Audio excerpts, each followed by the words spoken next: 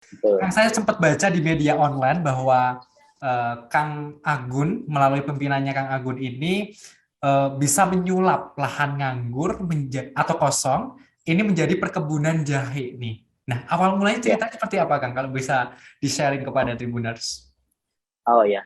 Jadi di tahun 2020 itu pas saya menjabat sebagai kepala desa, terus kemudian saya melihat potensi-potensi yang bisa digali, salah satunya adalah tanah kas desa. Nah, sementara tanah kas desa di Cikalong itu kan cukup lumayan luas ya, ada kurang lebih sekitar 8 hektaran. Nah, sementara ini selama saya belum menjabat sebagai kepala desa itu, untuk penggarapan tanah tersebut itu ibaratnya apa ya, nggak tertib gitu. Bahkan sebagian besar yang menggarap tanah tersebut itu warga desa dari luar desa Cikalong. Nah, ini saya tertibkan, terus kemudian saya membentuk kelompok tani, terus karena berkaitan juga dengan penanganan COVID waktu itu, komoditi yang dipilih akhirnya jahe merah dan jahe gajah. Alhamdulillah setelah ditanami jahe, terus kemudian membentuk kelompok tani, sebagian besar kelompok tani yang tadinya hanya ibaratnya menonton, hanya jadi penonton, sekarang bisa merasakan manfaatnya tanah kas desa tersebut dikelola oleh warga masyarakat gitu. Kolaborasi yang diciptakan ketika mengolah perkebunan jahe merah ini seperti apa, Kang? Apakah juga melibatkan Karang Taruna atau hanya kelompok-kelompok tani yang ada di Cikalong? Awalnya memang kita melibatkan Karang Taruna juga, termasuk karena ini kan ada kerjasama dengan Karang Taruna itu menyuplai pupuknya waktu itu, tanaman dan kemudian bibit ya. Intinya sih saya harus melibatkan seluruh stakeholder yang ada di desa Cikalong, baik itu pemuda, kelompok tani dan lain-lain.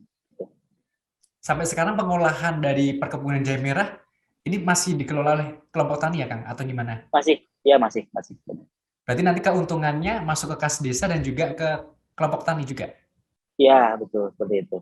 Oke, jadi masih masyarakat juga apa ya merasakan dampaknya ya Kang ya, secara Ya, finansial ataupun secara mata pencahariannya biar tidak ya ada betul. pengangguran juga mengurangi pengangguran. Oke Kang Agun Ya, nih, Kang Agun juga suka blusukan karena saya lihat di akun Instagram pribadinya Kang Agun ini stalking lagi ya Kang ya. ya. Jadi sering mengunjungi rumah-rumah penduduk bahkan sampai apa ya langsung menyentuh warga yang sakit nih. Ini Ya.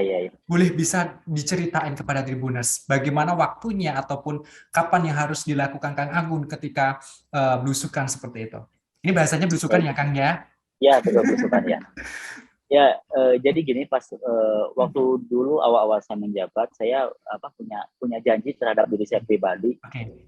Kalau ibaratnya kalau menghadiri acara pernikahan kan itu ibaratnya pesta pernikahan.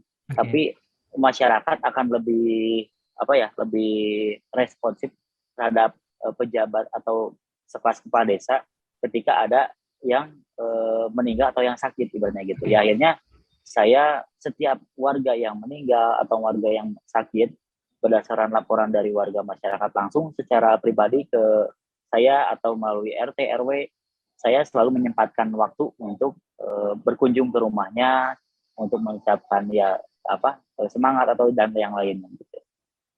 Tentunya ada temu bicara atau mungkin bincang-bincang langsung dengan kondisi warga saat Betul. itu. Kebanyakan Ya. kalau dari banyak belusukan yang dilakukan oleh Kang Agun ini, kebanyakan permasalahan di warga seperti apa, Kang? Ya, jadi salah satunya seperti jaminan kesehatan karena Oke. sebagian warga masyarakat kan itu punya KIS, tapi yang menjadi permasalahan KIS-nya itu yang nggak aktif katanya. Ya udah saya kasih saran untuk dikoordinasikan dengan puskesmas setempat untuk diaktifkan kembali gitu. Terus kemudian saya menyarankan ketika ada warga masyarakat yang sakit, kendalanya dari permasalahan kendaraan, nggak bisa pergi ke rumah sakit, saya fasilitasi ambulan. Kemudian itu nggak ada pungutan biaya spesial pun, itu gratis. Saya selalu menyampaikan seperti itu. Gitu. Terima kasih sudah nonton. Jangan lupa like, subscribe, dan share ya.